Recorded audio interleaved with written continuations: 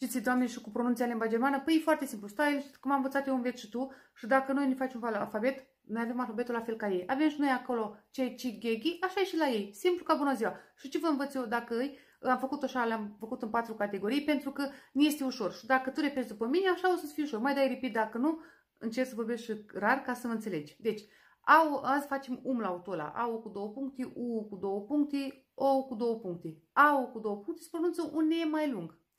Käse. Să scrie K-A-S-E, se pronunță Käse. Käse. Simplu? Vezi ce simplu e. Țenă.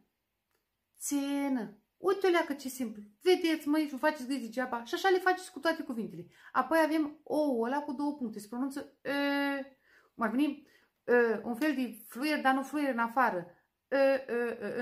Dacă o dau pe lângă. Da? Ceva de genul, nu? Möhren. Möhren. Böse. Böse, adică a supărat. Ceva niște cuvinte. Apoi U ăla cu 2 puncte se pronunță U. Cum ar veni, scoți un pic afară. Cum ar veni, fluier, dar nu fluier. Ceva de genul. Trebuie să repeti așa pronunția. Și vine glücklich. Glücklich, adică fericit. Glücklich. Über. Über, adică pe deasupra. Ei, repetați astea, vedeți ce ușor e? Hai ne vedem cu videoclipul următor.